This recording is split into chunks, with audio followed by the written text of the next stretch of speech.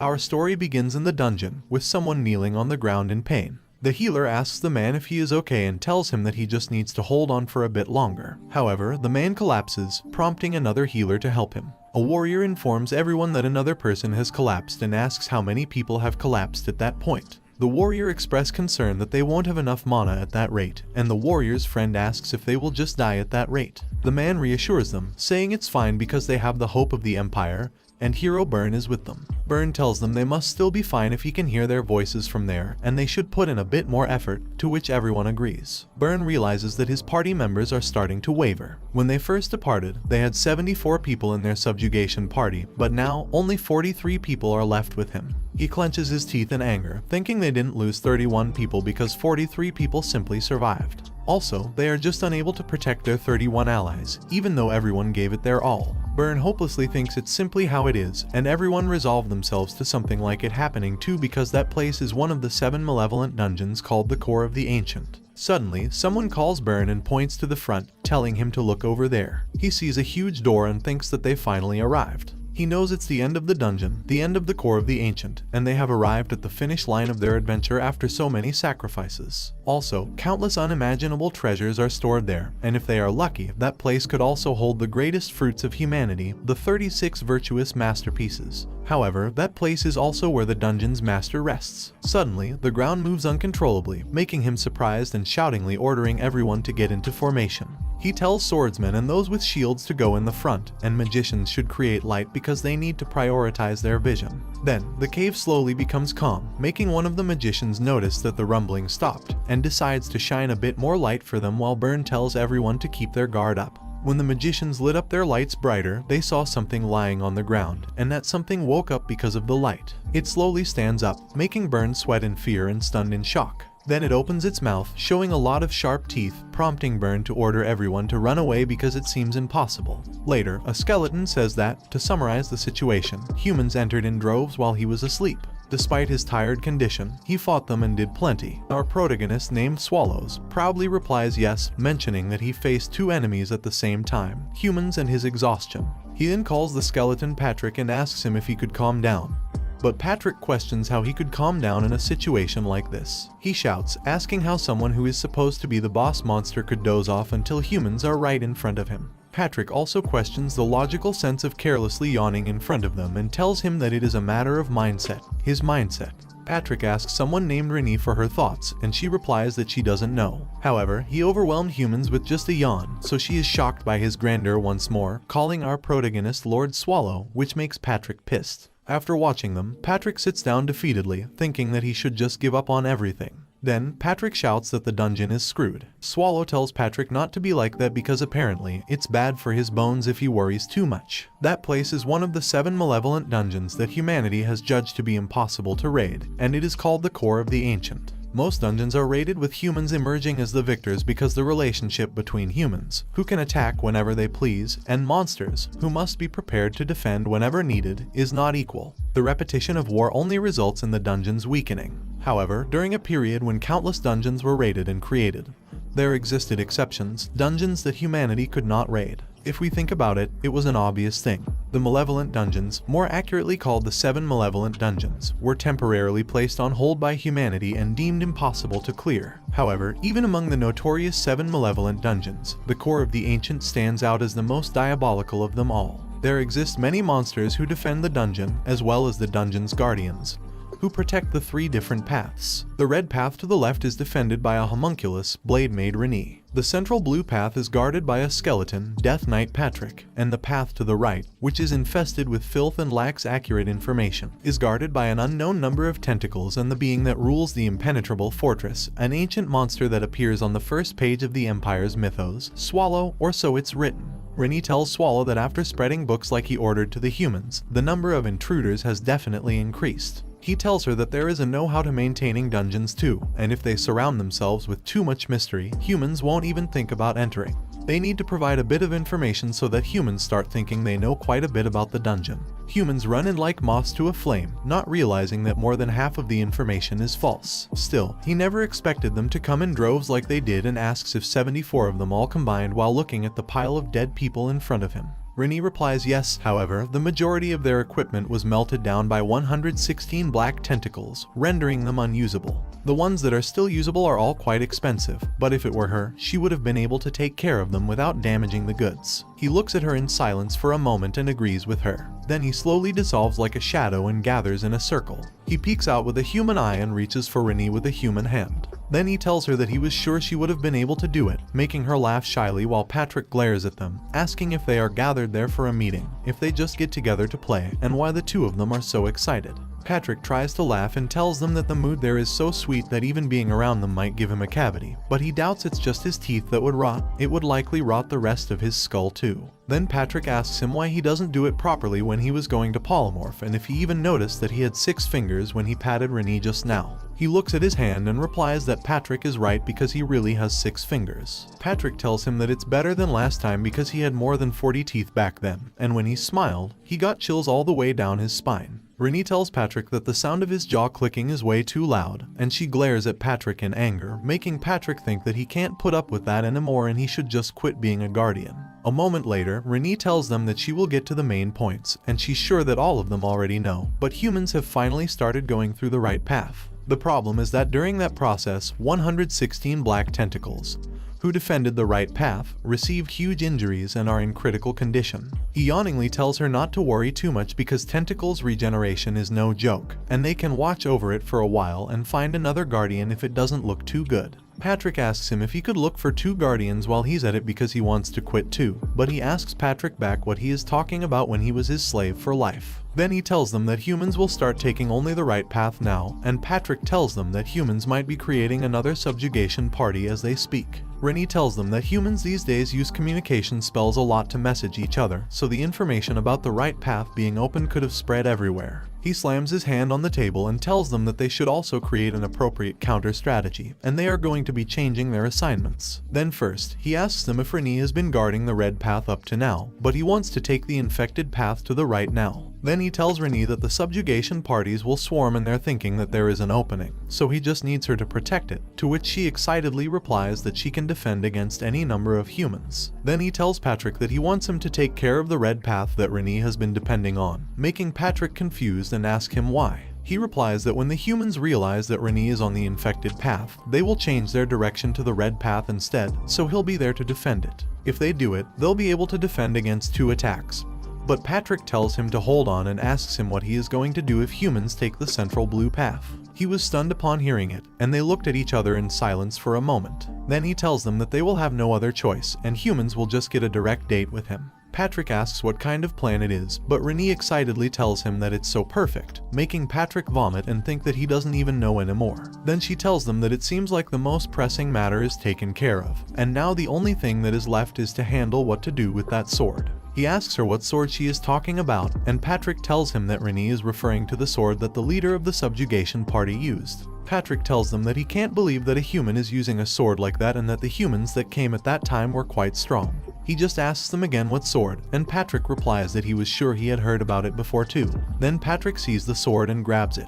He swings it forward while saying that it's one of the 36 virtuous masterpieces, quite famous weapons among humans. Some of them aren't really weapons, but regardless, he thinks it's the 14th, and he thinks its name is Tanebella. He tells them that he remembers it now, and it was 36 master chefs or whatever, but he thinks they have a few more like them in storage. Patrick tells him that it's a masterpiece, and the blade that Renee is using is also one of the 36 masterpieces. He thinks that humans this time are carrying around some pretty good weapons. Patrick asks him what they should do with it and tells him that if they give it to one of the monsters near the entrance, it'll just get taken back. It would be troublesome for them if the humans got it back, so therefore, he should be the one to take it. He asks him if he doesn't use a sword too and if he can't just use it. Patrick is shocked to hear it and asks him if he really means it, to which he replies yes. Patrick shyly laughs and tells him that he guesses he has no other choice since it was his order. It's the core of the ancient, a place with a fearsome homunculus maid and a death knight who exudes the aura of death, as well as the place where a giant ancient monster resides. Then he tells Patrick that since he gave him that sword, he wants him to tear up that resignation letter he hid in his ribcage. Renee is a devoted sunflower who only looks at Swallow, and Patrick is the only person with a conscience in that dungeon and an expert at grilling his boss. Then our protagonist, an ancient monster, is laziness incarnate. Then Renee asked him what they should do with the remaining profits, and he replied that they should do what they usually do, use whatever they can and use anything that isn't useful as bait for the next intruders. She sweetly tells him that she got it and she'll take care of the distribution thoroughly. Patrick comments she was going to do a half-back job that time as well, but Swallow just agrees. Then she tells them that the problem is that there aren't any monsters in particular who need magic items and asks if they should take mana stones and sell them because it should net them quite a bit of money. Then he tells them that it's been a while and asks if he should go to the human village, surprising them as he stands up, making him shocked and asking them why are they so surprised. Patrick asks him if it wouldn't be better if Renee went instead,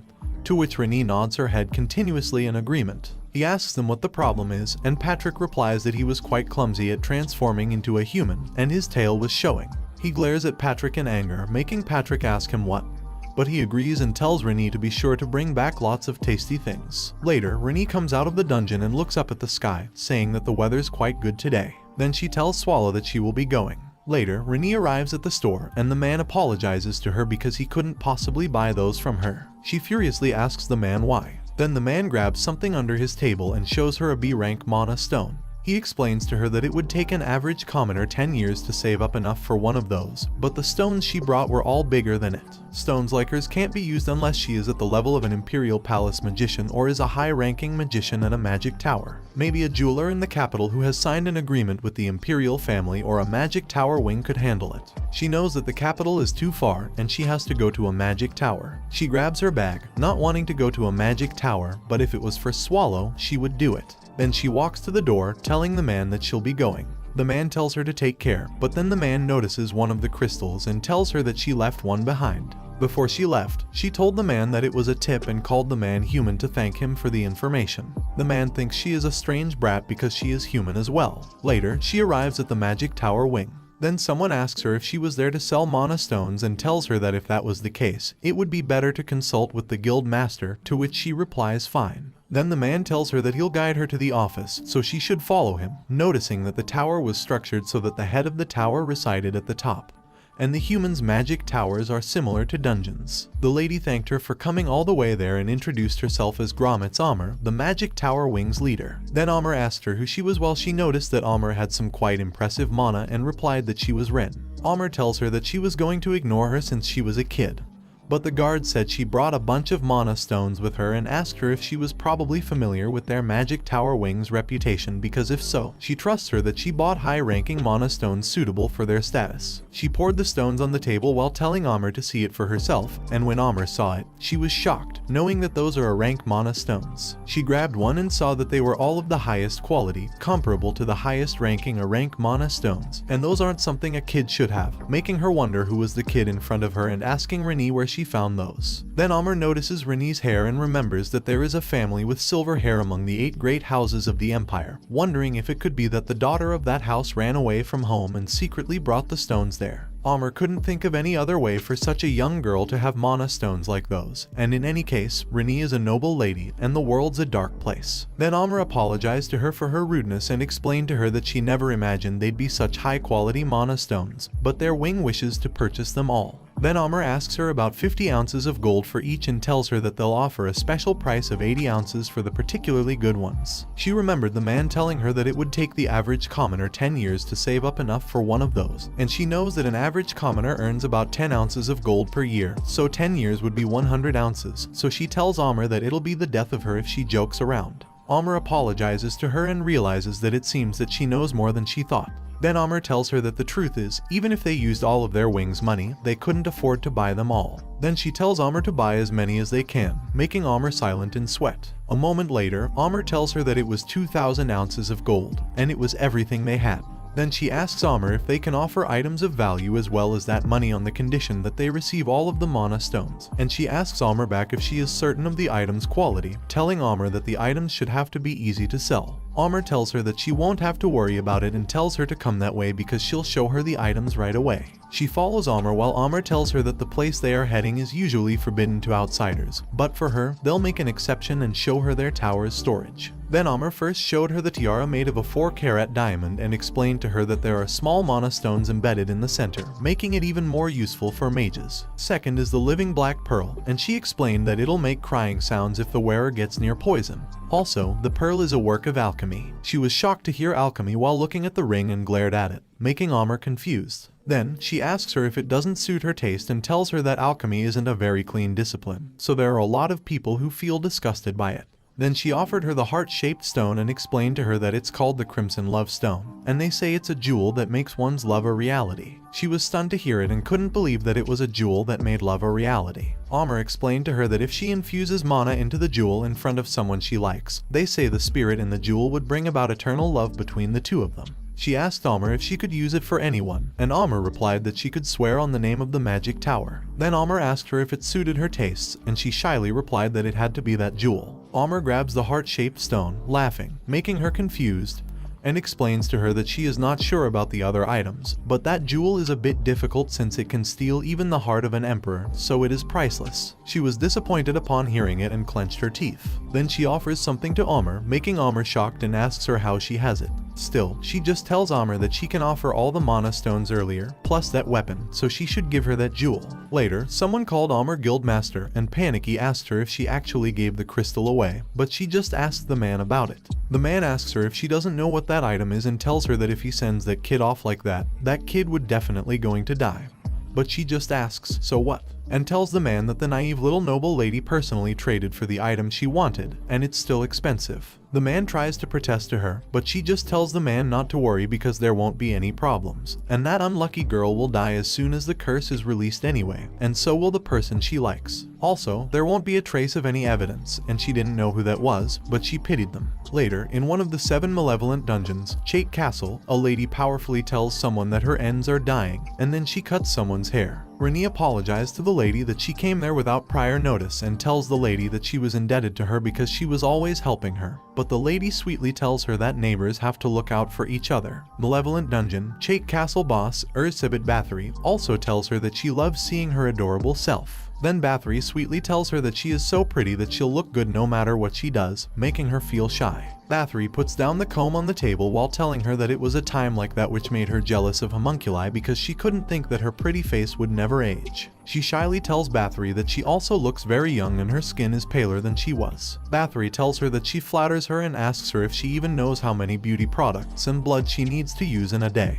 She slowly stands up while calling Bathory and asks how she thinks of her looks right now. Bathory replied that she was the most beautiful girl she had seen as of late and assured her that no one would be able to reject her as she was right now, making her laugh in shyness. Then Bathory asks her who she is getting all dolled up for and if she is going to confess her love to them. She takes out the heart-shaped stone while saying confess and brightly replies that she is going to confess, making Bathory stunned in surprise. Panicky tells her that she was just joking and asks her who it was. She replied that it was her Lord Swallow. Bathory sweats in silence for a moment and tells her that she was making a really ridiculous joke with such a straight face and asks her if it was because she was a homunculus. She tells Bathory that it was not a joke because she was going to confess to her Lord Swallow. Bathory worriedly asks her what she even likes about Swallow and tells her that she can barely think of anything attractive about Swallow. But she tells Bathory that there are so many things she likes about Swallow, and one of them is Swallow is strong. Bathory tells her that she supposed Swallow was the strongest being in the world, but it all gets negated by his laziness. She tells Bathory that she admits that Swallow is lazy, has a large build, eats like a glutton, sleeps all day without doing a thing, snores, is tactless, and has gotten fatter recently. Bathory said, "Goodness," in disbelief and asked her if she liked Swallow in spite of all of it.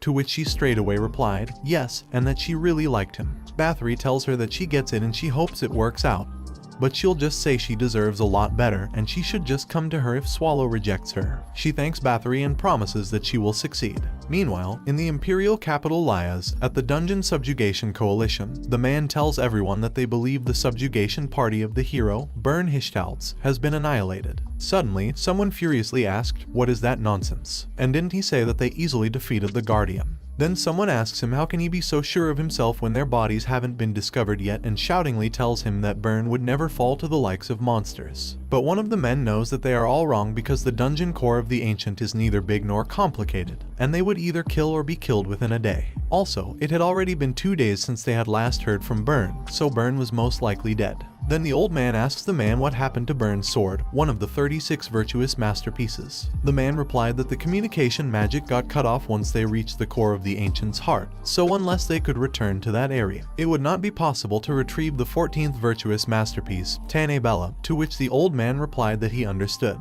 The men couldn't believe it, and one of them offered that they should hurry up and go into the dungeon. But the other man tells everyone that they could not go to the dungeon that even Burn's subjugation team failed to beat, and it would be best to let it go now so they don't have to sacrifice any more people. But other men disagree, telling everyone that they cannot give up like that, and if Burn actually fought the boss monster, Burn must have gravely injured it, to which the other man agreed because Burn is the hero. Then one of the men tells everyone that the monsters must be licking their wounds and the dungeon must be reorganizing even as they speak. Then the other man asks everyone if it would not be right to gather all their forces before then so they can put an end to it. The old man knows that they have already lost one of the imperial family's precious heroes and virtuous masterpieces, and if even the second team fails, heads will be sent flying for sure. And if they just sit still, the imperial family will be furious and point their blade at them. But he wonders what if Burn wasn't able to gravely wound the ancient boss monster in the core of the ancient, and what if the subjugation team was unable to impact the dungeon at all. And if it was so, no matter how many times they try to challenge it, it will be impossible to conquer the dungeon core of the ancient, making everyone in the room silent. Suddenly, someone walked inside, telling the old man that he was curious and asked why he thought it, because he personally believes that it can be easily conquered. The old man shockingly asks why the Imperial Magic Research Association is there, and the Imperial Magic Research Association's third eye leader asks the old man back if he is perhaps unaware of whose orders they follow. The old man curses in his head because the Imperial family is already starting to interfere. Then the leader walks around while telling everyone that the fact that they are there means they'll pay for their sins and their stupidity is unmatched. So it wasn't enough for them to get the honored hero killed, and they also had to toss one of His Imperial Majesty's precious virtuous masterpieces into the enemy's den, making him unable to believe it. Everyone was silent and sweating in fear. Then the leader grabs someone while asking them who will coordinate the countless subjugation teams of the Empire if he kills everyone there, so their Majesty has made a proposal, that one where they can live too. Then he tells the old man that they will raid the core of the ancient once more. The old man tells the leader that Burn was unable to do it and asks how they possibly could do it. Then the leader grins creepily and tells everyone about Nifrim and that they will use Nifrim, making everyone whisperingly ask each other what Nifrim is and if the leader just says Nifrim. The old man tells the leader that if he recalls correctly, it was a hybrid with many issues. The leader replied that Nifrim isn't a failed product and it was unquestionably successful. Then the leader slammed his hand on the table while telling them that it was a question for them and asked them why would Burn Hishtalts and his team be unable to survive the core of the ancient, and if it was because they were weak or it was because they were reckless. Then the leader turned around while saying that, of course, it was not, but there was something Burn and his team lacked, and it was just one thing. And it was held by Nifrim, so they should see to it that the raid is successful this time. Meanwhile, in the core of the ancient boss dungeon, Swallow opens his mouth wide and sneezes loudly. He felt that he was getting some kind of ominous feeling, and it felt like a big storm was coming. Then he sneezes hard again, making him transform back to his original body, and break the ground while wondering if he was coming down with the flu. Then he fell on the ground, saying that he didn't want to do it, but the humans could come crashing in at any time, so if he pushed back patrolling any longer, Patrick would scold him. Patrick was just a skeleton, yet Patrick scared the living daylight out of him. He tried to stand up while laughing and put himself together, saying that he refuses to be bothered anymore. Then he remembers that he heard the humans this time came through the pathway in the sewers, so he decided to go there. A moment later, in the core of the ancient guardian, 16 tentacles, he saw the 16 tentacles severely injured and saw it healing himself. He thinks it is a shame, but he knows that there is no way he can help right now, so he just has to wait. Then he decides to go to his next patrol. Then he arrived at the 5th room administrator, Anthropophago. He thinks if he remembers correctly, Anthropophago regenerates by themselves as long as their core body is intact and they have adequate nutrients. Then he looked at its core and was glad that its core body was alive, and he knew that it'd recover on its own without him intervening. Then it closed, and he got down off it. He jumped off and landed safely on the ground while thinking that the problem lies in rooms 1 through 4 where they had been slaughtered. Also, it looks like something he'll have to talk about with Patrick, but he just feels like he was going to get scolded again. Then he yawned and decided to think about the rest later because for now, he guessed he'd rest. He knows that he has only looked around the sewer pathway and room 5.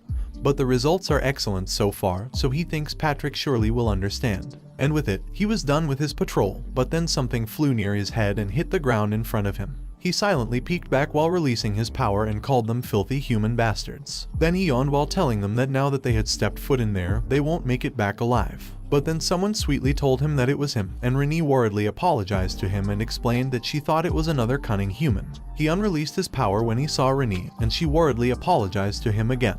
He told her that it was fine and he was only a little surprised. Then he stutteringly asks her if she dresses up, and she happily replies that she is glad he noticed and asks him how she looks. She stutteringly tells her that she looks like she is dressed for a special occasion while thinking that Renee took off her maid uniform and wonders if she was going to put her resignation letter before Patrick. She rolled her hair shyly and tells him that she was dressed up for a special occasion. He was sweating in confusion, but he sweat more when she asks him if he can spare some time for her, to which he replied okay while thinking that he'll agree to anything but not a resignation letter. Later, they arrived at some place in the dungeon, and she welcomed him. Then she explained to him that it was her secret spot and told him to have a seat there while she brought him tea, to which he walked closer while begging her not to resign in his head continuously. She poured tea into his cup and told him that it used to be a spot only she knew about, but now it was a secret they shared together, to which he agreed. Then she shyly looks at him, making him nervously drink the tea, begging her not to resign. Then she tells him that it has already been 80 years since he took her in, making him confused. She asks him if he remembered it, and he replies that, of course, he did.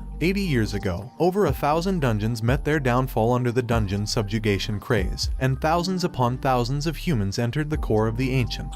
It was when Renee earned her alias and started growing in status. He tells her that she had been through a lot and asked her if her right eye is doing better now, while he was relieved that Renee didn't resign. She tells him that he remembered her eyes, which makes her happy, and he proudly tells her that, of course, he always remembers. She tells him that she was so happy she could protect him all this time, making him confused, and asks her what she meant by she was happy, thinking that it is what they say in goodbyes. She seriously calls him Lord Swallow, making him shake his head continuously while begging her not to resign.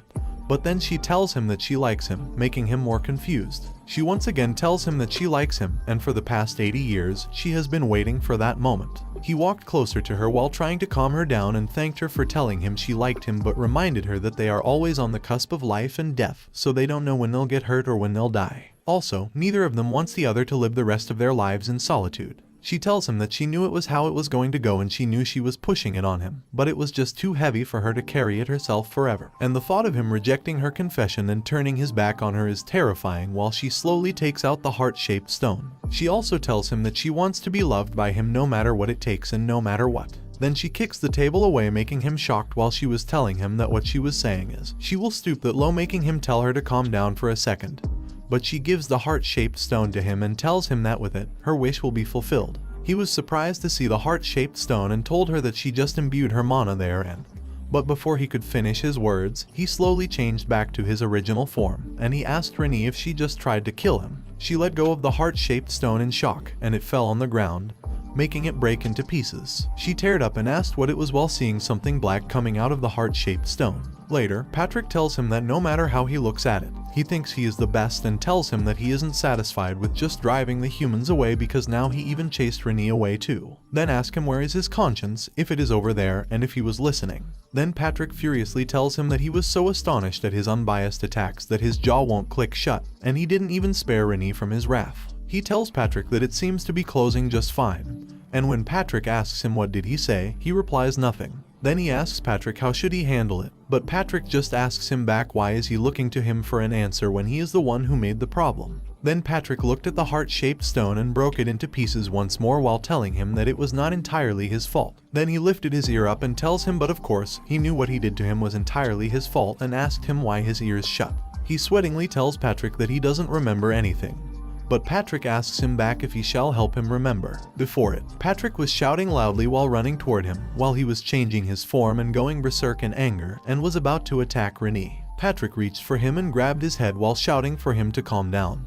But he just glared at Patrick in anger, making Patrick swear in fear. Then Patrick saw Renee and Renee was about to get hit by Swallow while crying and asking what she had just done. Patrick tells her to get a hold of herself and leave that to him and get out of there, but Patrick realized that he can't reach Renee in her current state. Patrick grabs his sword knowing that at that rate, Renee will only get in the way. Then he swings his sword hitting Renee to push her away, making Renee cough in pain and thrown away. Patrick apologized to her and explained that he couldn't think of another way than it. Then Patrick was glad that he was able to create some distance but wondered what should he do now while looking at Swallow going berserk and asking him if he was trying to kill him too. Patrick put his hand on his head in frustration while he was sweatingly looking at him. Then Patrick asks him if he still does not remember it at all and he shyly apologizes for his shit. Patrick smilingly tells him that it was good that he admitted it quickly and still he understands why he reacted that way because it had to be shit, of all things. He tells Patrick that he guesses he has to go find her and Patrick asks him what is he trying to gain from him by stating the obvious thing to do. He replied that somehow, he felt like he would say it was a bad idea. But Patrick asked him why would he say it and told him that he knew how important she was to their dungeon because she made the ingredient delivery for his meals and managing the diets of other monsters, cleaning and restoring the dungeon, replenishing monsters, reinstalling traps, addressing complaints from each and consulting them, converting loot, keeping financial records for income distribution and almost every other aspect of management is done by Renee. He also tells Patrick that honestly, losing her would be more devastating for the dungeon than him disappearing, making him gloomy while he was saying that he knew it, but hearing all of that is kind of shocking. Patrick tells him that he should find Renee before it's too late and whether he has to lower his head, begging her to stay, or even kiss her shoes, he should get her back right now, to which he defeatedly replies okay. Then Patrick gave him something while telling him that if he was going to look for her, he should take it, making him confused. Patrick explained to him that it was Daimura, and it was a bracelet that helps with stabilizing mana. Patrick tells him that he doesn't need to know the details, but he should know that it was quite expensive, and though his body has a strong mana reflux, he is unsure whether it'll work on him. Also, it may not do much, but it should at least prevent his body from pulsing badly in his polymorph state, and he has 6 fingers again. He tells Patrick that it was quite the level of preparation and it's like he knew it would happen in the first place, which is creepy, and asks him where did he get that bracelet. Patrick replied that he picked it up off the floor and begged him not to do anything strange with it because it was quite a fragile item. He wore the bracelet while telling Patrick that they'll see about it, making Patrick beg him. He walks away while telling Patrick that he'll try and order him to take care of that place while he is gone. Patrick furiously tells him that he is not going on a walk and he still has to return within 5 days because the humans will be back. He asks Patrick if he wants him to be back before the subjugation party gets there, and Patrick replies yes, then explained to him that if he couldn't fend off the intruders while he was gone, he didn't know what would happen when the humans reached that place. Then Patrick confidently tells him that he can say that it'll be safe for at least 5 days and begs him to remember it, to which he replies okay and tells Patrick that he'll return with Renee within 5 days. Then Patrick also tells him that if he ever gets close to the human village by any chance, he should try not to stand out too much because it won't do any good if dungeon monsters get spotted inside human villages. He replied alright and tells Patrick that if things go south, he'll wreak havoc and come back, making Patrick furiously tell him to stop acting cool. A moment later, Patrick sighed knowing that things were getting more complicated than he thought, and Renee gave up the beheading fang somewhere and brought in a mana stone containing a demon, and that nearly led to her getting killed by their boss, who lost control because of it. Patrick thinks he can already see what is going to happen, and if Swallow finds out about that news, an apocalypse will take place, but Patrick thinks it is still too early for mankind to go extinct. But then he sees something in the newspaper and was shocked to read that the Dungeon Subjugation Coalition is confident in raiding the core of the Ancient in 3 days. Then Patrick remembers confidently telling him that he would protect the dungeon for 5 days, making him couldn't believe that their dungeon would be raided in 3 days, making him panic and cuss while him is lying on the ground outside.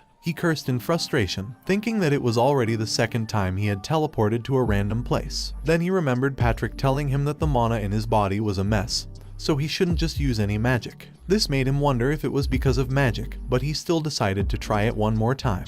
He used his magic to teleport, thinking that the coordinates were the place Rena went to sell the mana stones, to the town of Harston. Meanwhile, in some dungeons, the dungeon boss told people that they were mere humans, yet they managed to climb that far. She declared that she would specially bestow upon them, lowly and insignificant creatures, a glorious death. However, the man told her that it was funny and she was quite proud for a demon. Then the man introduced to her that they were a seasoned subjugation party, ranked 32nd in the Empire, the elite mercenaries of the Dawn Tiger Mercenary Party. The man then told her to hear their name and remember it well because soon, their fame would spread across the continent, and the throne where she sat was far above her. They were there to drag her down from it. She furiously called them insolent fools and introduced herself as the 17th descendant of the Demon King, Asmodeus, named Mels the Lymph Agria. She ordered them to bask in the glory of having heard her name and die, but the man just told her that he would take those words, then launches toward her, telling her that he'll give them right back to her. They attacked her with arrows and a sword, but she easily blocked them by rolling her weapon around.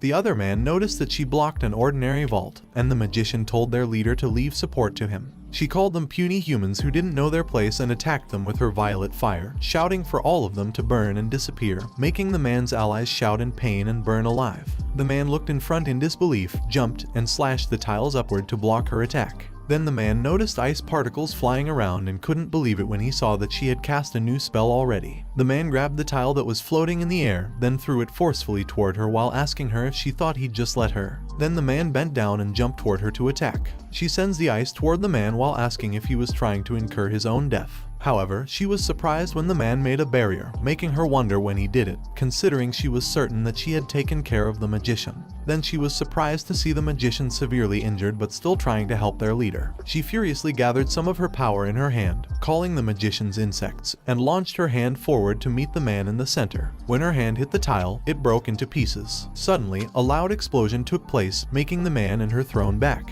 They were both shocked and knew that something had appeared. The man's allies helped him stand up, worriedly asking him if he could stand. The man replied yes and told them not to worry. Then the man asked who it was because he had never heard of another subjugation party coming there. Agria stood up in a daze, wondering if the subjugation party had grown, and she knew that if they had the power to break through the Demon King's castle, things didn't look good. She looked at the person in front of her, wondering what kind of person it was. However, that person said hey to them to get their attention, and Swallow asked them if they knew where Harston was. The man and Agria stared at him for a minute in confusion. Then Agria and the man furiously asked him if he burst into there just to say that. Then the man told him that their appearance seemed human enough, but he better stay away from that Demon King, making him ask the man what he meant by that Demon King. Suddenly, Agria furiously told them to send however many trifling humans they wanted because it would never be enough to take down someone like her, making him wonder if she was the Demon King.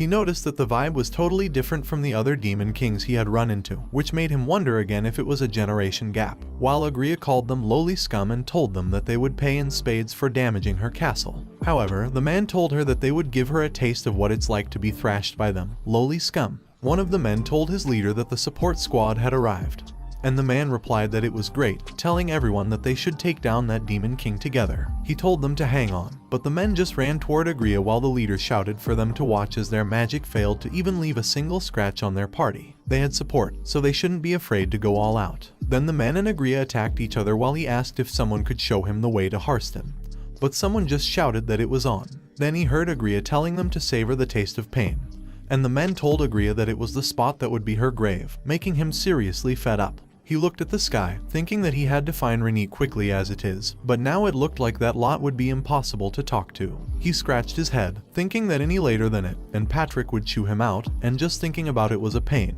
Then someone told him to get a move on and help them, but the other men told his allies that Swallow was probably scared stiff, making him look at them in anger and order them to shut up. Then he slowly transformed into his original form, grabbed the men around him, and then ate them all. He transformed back to a human form while chewing, and Agria, who saw everything, sweated in fear. Then he burped, making Agria jump a little in shock and ask him what exactly he just did. Then she told him that it was truly astonishing and powerful. Also, with what she just saw, he may even be more powerful than she was, making her esteemed self very interested in him, and she wanted to know more about him. Then she began to excitedly ask him what his true identity was, what was that huge presence that emerged, if it was tucked in there somewhere, and what about his name. He looked at her in disgust, making her shy and shocked. Then she coughed to clear her throat and told him to pardon her manners. She also introduced herself as a great, well-renowned Demon King, the 17th descendant of Asmodeus named Mels the Lymph Agria. Then she asked him what his name was. He hated it so much and he hated all of it, but he thought if it was for the sake of intel, he would be willing to introduce himself. He was about to tell his name to her, but then he remembered something and thought that if he revealed his identity, the news of it would spread everywhere, and Patrick warned him not to let that happen. Besides, there was no need to reveal his identity now, so he told her that he was Swald Rounier while thinking of an image of a village boy with a handsome smile. He cursed, knowing that the name's iffy, but he also knew that it was the only thing that came to his mind on the spot. She excitedly asked him if she could call him Lord Swald, and he replied yes if she wanted. She told him that first, her heartfelt thanks for him coming to her rescue, though it was rather overkill. He told her to say less, and she poutingly told him that if it wasn't for his help, it was shameful to admit, but they might not have landed a single attack on her. So, he did save her, but it was not like she needed saving. Then she told him that since he helped her out, she wanted to be of help too and asked him if he had anything he wanted from her. He brightly replied yes and asked her if she knew the way to Harston. She acted as if she knew it, making him happy, thinking that she knew it, and it was the right call to kill off the humans instead of her. But then she excitedly asked him what Harston was, making his smile speedily fade away in an instant. He couldn't believe that Agria not only doesn't know the way but doesn't even know what Harston was, which made him ask himself if he really just asked the one person who doesn't even know the concept of Harston. He was defeated, but he still asked her where the nearest human village from that place was, and she replied that as far as she knew, a city called Lias was the closest. He was shocked to hear it, knowing that it was the imperial capital Lias, and wondered if he remembered correctly that it took 2 months to go from Harston to Lias by a human carriage. He fell to the ground, making Agria ask him what happened and if something mattered. He replied that he overshot it by a mile. She told him that she understands now that he wants to go somewhere far away and offered him to use a teleportation hub. He asked her what a hub was, and she asked him back if he didn't know. Then she explained to him that it was something the humans invented with magic and alchemy, and apparently, that device had tech that could forcibly transfer someone through space. He asked her where that thing was, and she replied that the teleportation hub was in Lias. Later, he asked her if that was Central Lias, and she excitedly replied yes, telling him that there was no better place for gathering information than there. He knew it's not likely that he'll find Renée there, but he has to gather information since he doesn't know if she went to Harston. Agria asked him if he said he was looking for a woman with silver hair, and he defeatedly replied yes. Agria told him not to worry because she will help him find her. He asked her if she wasn't the Lord of the Demon King's castle and what about her castle. She shyly asked him if he was worrying about her and told him that it is quite commendable of him. But he shouldn't worry because she was a demon king. She was born in that supreme body to rule, and the castle is not important because wherever she stands is demonic land, and the demons by her side are her soldiers. He asked her if it was some kind of a demon king's power and if she could gather all the demons at will or something. To which she proudly replied exactly, though she had never tried it before, making him couldn't believe it. But she shoutingly clarified to him that her father did it, so she could definitely do it as well, to which he replied that he understood. Then she told him that besides it, the Demon King's castle that her father passed down to her was partially destroyed, so there is not much she can do. He apologized to her about it, but she tearfully told him that quite frankly, it wasn't that great, and the humans are always causing chaos. So even she, the king, has a hard time when the human capital is right in front of her castle. Then she tells him that it should be enough sad talk, and they should go gather information. To which he replies okay while thinking that for some reason, he feels like something bothersome is going to happen, making him wonder if it was just in his head. Later, Agria shouted for 2 more beers, making him guess that it wasn't just in his head. Agria drank the beer while he was telling her that they had a long way to go and asked her what they were doing there. She burped while shouting that it was refreshing and told him that it looked like he didn't know much about human villages and pubs are where all the information is. Then she tells him to look around and listen because all those conversations are unpolished gems of information, and all he needs to do is pick and choose what to listen to. He looked around while asking her what she meant by pick and choose. But then he noticed something and looked at the quest board while asking what it was. She replied that she didn't know it was also there and explained to him that it was the net of information she was talking about. He asked her if she already mentioned it, and she replied that she did. He stared at one of the papers, and she explained to him that it was a list of subjugation parties currently participating in the dungeons, and she heard it was to prevent multiple subjugation parties from entering one dungeon. He remembered that there had never been 2 groups of humans at the same time, and she told him that if there was more than one party, there'd be a problem with pay distribution. Also, she tells him that those low humans had a higher chance of success if they worked in bigger groups, but they willingly walked into the fire, blinded by greed. He tells her that it was better for them, making her suspiciously ask him what he meant by them and if he was also a dungeon demon. Then she realized that it was strange because she was the Lord of the Demon King's castle and asked him how he was able to walk outside so freely when he was a dungeon demon. He replied that he was too lazy to explain but cleared that he meant it was complicated and asked her if she couldn't just let it slide. She told him that he has a lot of secrets, but she won't press further because she is sure he has his reasons. Suddenly, he noticed something on the board and saw the paper talking about his dungeon. He looked closely and he was glad that the subjugation list was empty, making him think that surely there was still time. But then he was stunned in shock, making Agria ask him what it was and tell him not to look by himself and show him. then asked him if he was trying to show off how tall he was. He grabbed the paper and showed it to her, then she saw that it was a raid advertisement for the 7 Malevolent Dungeons Core of the Ancient.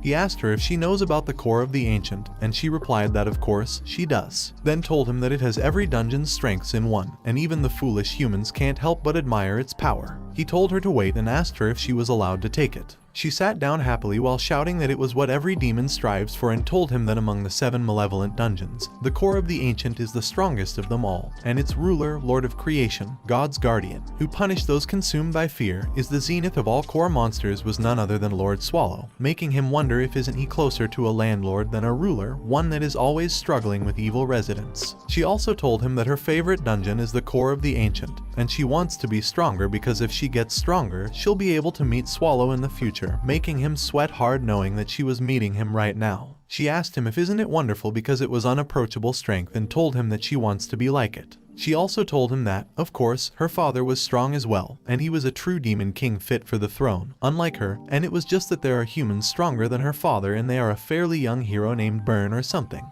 He asked her if Burn is the hero who defeated the Demon King and told her that he really doesn't want to go near Burn, thinking that he was the one who swallowed that hero with a yawn. She told him that she doesn't want to spend her life managing dungeons like her father because she just wants to enable her demons to make their own dungeons, which is why she is going to get stronger, and asked him how it was and if isn't it wonderful. He smiled, thinking that it was nice to be young, and replied that it was. He remembered that he was like it once, long ago, further back than he can even remember. There was a time when he, full of vigor, led armies powerful enough to rule the world, and he tried to master all the world's knowledge and was more serious about it than anyone else. He associated with humans that he saw as pathetic and got emotional with them. There was once a time when he devoted everything to them, but at the end of that path, he realized it was all in vain, so now his life goal is to sleep all day. While he was firmly decided on his new goal, Agria lay her head on the table and slept, making him confused. He asked her if she was asleep and if she was seriously sleeping. A moment later, he heard a man asking his friend if that was another subjugation request, and the man's friend replied yes, it came in yesterday, but he forgot to put it up.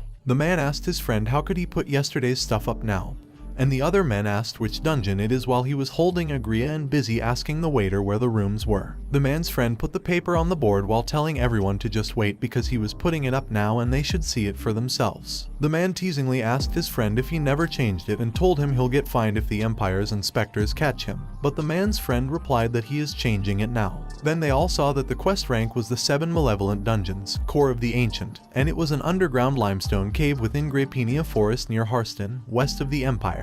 The quest warned them that only those who have been recognized for their ability to subjugate an official Imperial S rank or equivalent dungeon are allowed to enter. Also, they should be warned that it contains malevolent levels of danger. Then it showed that the participating subjugation party was the Fimor Subjugation Party of Fimor du Belli with 31 members under subjugation party leader Nifrim, and its subjugation expiry date was within 72 hours of the date issued. The next day, in some room, Agria woke up with a headache and sat up, saying her head hurt. Yawningly, he asked her if she was awake, and she told him that she didn't have any memories. He told her that he guessed too, but he slammed into the ground in shock, making her ask him why he was so surprised. He just asked himself if his eyes were going bad and inquired why she looked like a little kid. She was shocked and stutteringly shouted that she was not a little kid. He asked her if it was rejuvenation, but she just continuously punched him while shoutingly asking him if he thought it was too impolite. He asked her who told her to suddenly become so young and told her that he was surprised and it hurt. She still continuously punched him while replying that she didn't become younger. He covered his face and told her to stop already. Then she explained to him that her appearance yesterday was her version 2, so that the lowly humans do not look down on her, and her current appearance is version 1.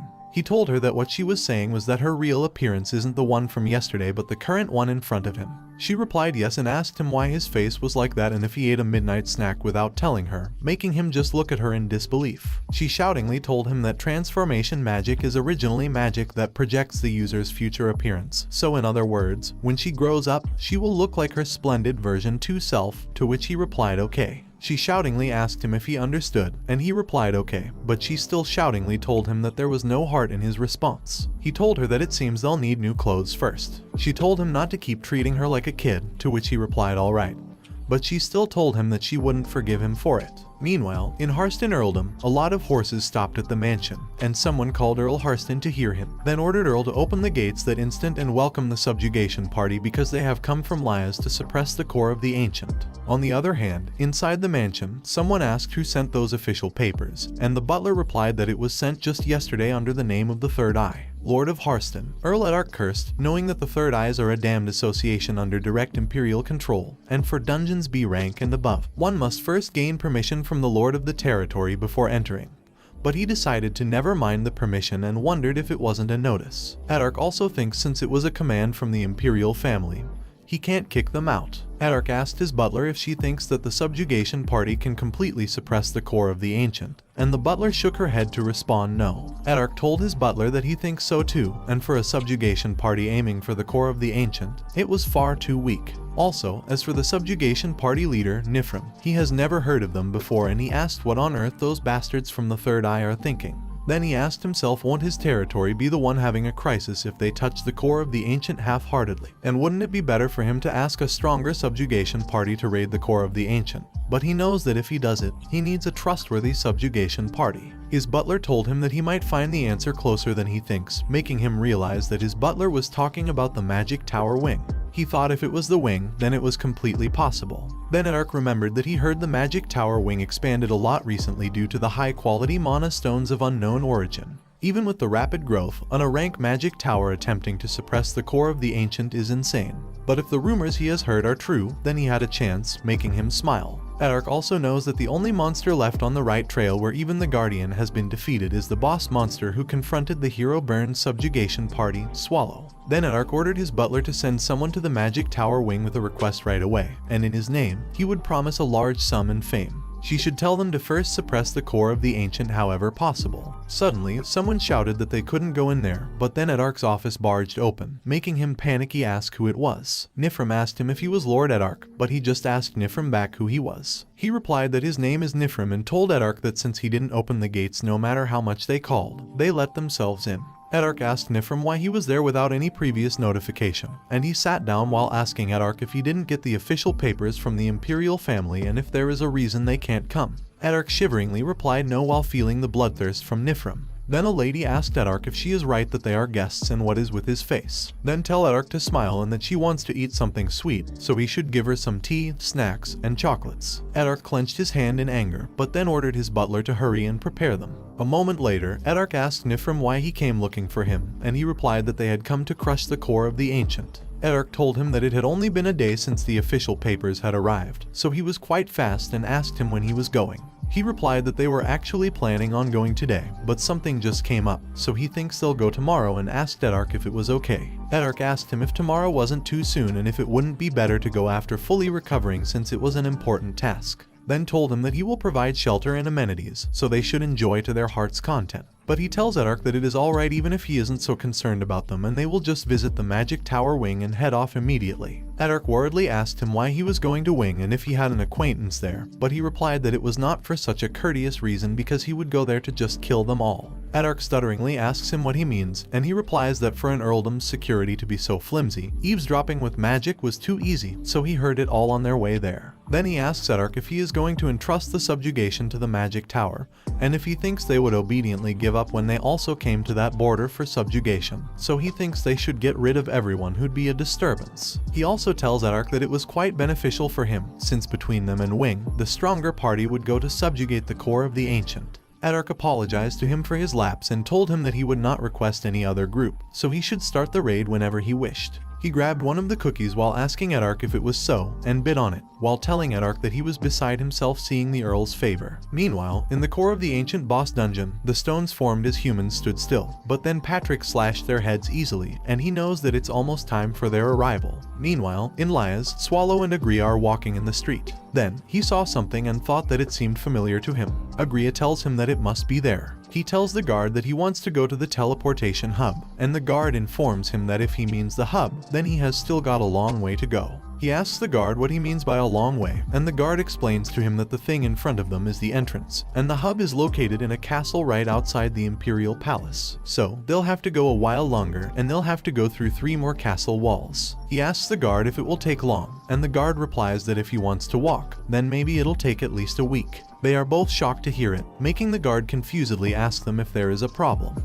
He knows that it is too late, and at that rate, he should forget finding Rennie because Patrick will run away from home. She whisperingly offers him using flying magic, but he replies that they can't, and if they keep letting out mana, they'll get found out by humans. He knows that if he lets out his mana, he didn't know what will happen. Suddenly, someone tells them that they look to be in some trouble. Then the old man apologizes to them for unintentionally eavesdropping and asks them if they are looking to go to the hub by any chance. Agria replied that it was right and asked the old man who he was. The old man replied that he was the flying coachman, Belvir. She asked Belvir what he meant by flying coachman, and he pointed to something with wings on the side. Then introduced to them that it was an abandoned 4th generation homunculus and it was the result of an artificial angel manufacturing plan carried out by the Empire. He replied that he understood while Agria thinks it looked disgusting. Belvir explained to them that it was strong, followed orders well, and could fly, but it was abandoned because it couldn't bring about the collapse of the church, which is its original purpose. She asks Belvir if the human's homunculus experimentation is over, and Belvir replies that there is no way the Empire would give up that kind of power, and there is still a strange story about homunculi being mass-produced somewhere through a large-scale process. He asks Belvir if aren't they usually incubated in giant flasks, but Belvir replied that it was from ages ago and it was for the 1st generation homunculus incubation done 150 years ago, making him wonder if it has already been that long since Renée was born.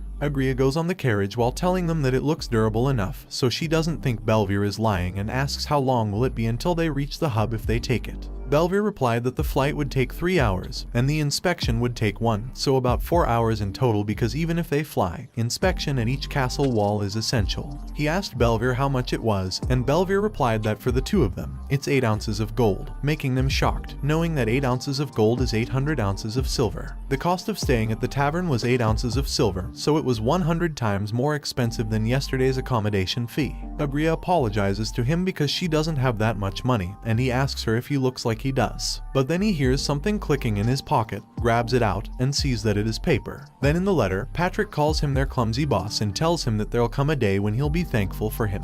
Then he sees that with the letter, gold coins are inside. A moment later, they are inside the flying homunculus when Agria calls him, making him ask her what it is. She asks him who gave him that much money, and he yawningly replies that an associate from the dungeon who seemed to have secretly given it to him. She tells him that now she is thinking about it and asks him if isn't he a monster from a dungeon and how is he able to go around so freely. He asks her if saying he got kicked out is a suitable response, making her ask him if the associate he was looking for is someone who also got kicked out, and he replied that it was something like it. She tells him that she is jealous because even after leaving the dungeon, he cares for his associate right to the end, and she wants a colleague like that as well. Also, she wants to live a life like him, a life where he has someone to take care of him and he takes care of them, but he just asks her if it is so. Later, in the Street of Gold and Pleasure, Survey Rose. He asked the man if he was telling him that they couldn't use the teleportation hub now. The man replied yes and apologized to him for the inconvenience. Agria tells him that she didn't think it would happen and that she was ashamed. The man tells them that if it was not urgent, they should come back at around 8 p.m. today because the hub had been shut down today to ensure the security of today's auction.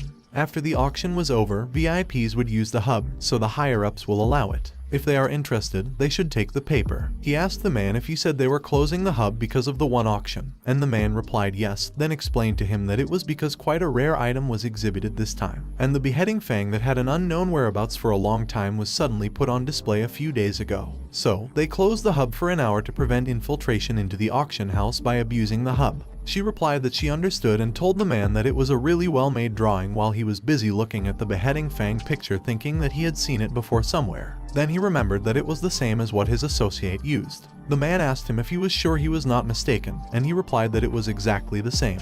Then he asks the man if isn't the thing where if they grip it tightly, it flies and transforms into a large blade. The man replied that he was not sure about it, but he thought he must be mistaken since only one beheading fang exists in the world. He was shocked to hear that it was the only one that existed in the world, making him think that it was definitely Renée's weapon. But he wondered why it was in the hands of humans and thinks that it couldn't be. He thinks even the bosses of the other 7 malevolent dungeons can't mess with Renée easily, so there is no way mere humans would be able to face her because Renée is strong and she is called Blade Maid Renée for nothing. He slowly changed to his original form while wondering if Renée was holding a blade when she left and remembers that Renée was wearing frilly clothes that didn't even have pockets to hide weapons. She threw a blade at him since she mistook him for an enemy, making him wonder how many weapons did Renée have left and if Renée ever fought with less than 5 weapons if she fought with humans. He knows that Patrick's strong without a sword, and it is just that with a sword, Patrick is even stronger, but Renee is different because if they take the blades from the blade maid, there is nothing will be left of her. Agria called him in fear while he was transforming back to his original form.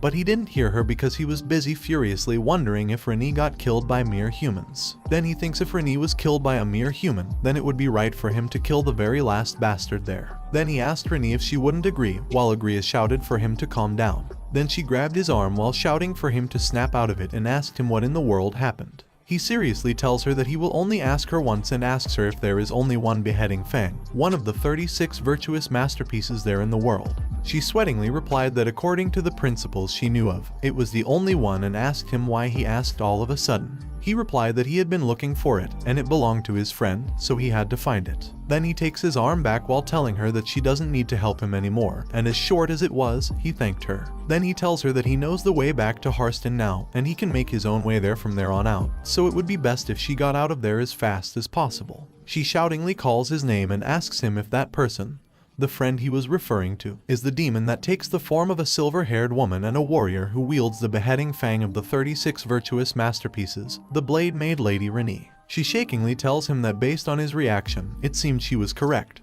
But he just tells her that it was enough with the provocations and asks her how much she wants to know. She tried to laugh while shivering in fear and telling him that there was no need to tell her the whole story, and even if he used that vicious voice of his, he could not scare her, especially since she had already figured out who he was. She also tells him that Renee is the guardian that protects the great core of the ancient, and she is the highest of the highest, so if he claims that Renee is his friend, then he must be the master of the core of the ancient, the great Lord Swallow, making him surprised and his anger disappeared. He admitted that he was Swallow, and she proudly told him that she was sure of it. He sighed, but the truth is he felt disgusted. She laughingly tells him to look at his face and she caught him red-handed.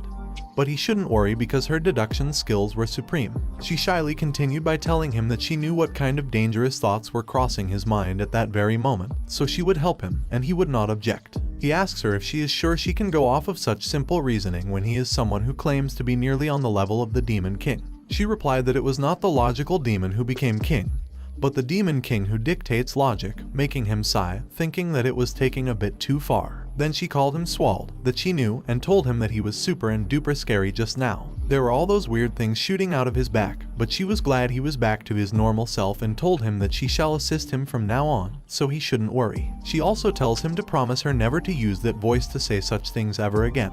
Later, on the day of the auction front entrance, the nobles arrived. On the other hand, at the same moment, at the back entrance, the guard expected it, but he didn't see a single soul, making the guard ask himself what was the point in guarding a place like it. Suddenly, someone said hello to the guard, and Agria in her version 2 tells the guard that they were looking to join the auction and asked if they could come through that entrance. The guard stutteringly replied that they could right away. But first, he'd have to ask them to identify themselves and ask them what their names are. She replied that she was Mel's of House Adra and the man behind her, her attendant Swald. The guard tells them to wait a moment and check on the list. But then the guard apologized to her because she was not on the guest list for today. She replied that it was strange and asked Swallow if he by chance happened to have the invitation on him. The guard confusedly asked them what invitation, and he walked closer to the guard while saying that he had it there, but the guard tells them that there were no invitations sent out. Suddenly, he punched the guard in the face and told the guard that it was his invitation to the afterlife. Then he asked her if she couldn't wear something different, but she just asked him back why and if he was afraid he'd be charmed by her fabulous self. He tells her that she was a kid, so she should dress like one, making her pissed and shoutingly tells him not to call her a kid. He tells her okay and they should get going, but she still shoutingly tells him to take it back right that instant. Meanwhile, in Chait Castle, Renee was lying on the bed thinking that she could no longer return to the core of the ancient. Well guys, that's the end of the video. If you like this video, comment part 2 in the comments section. Also subscribe to the channel, hit the bell and like the video. Thank you for watching and see you next time again.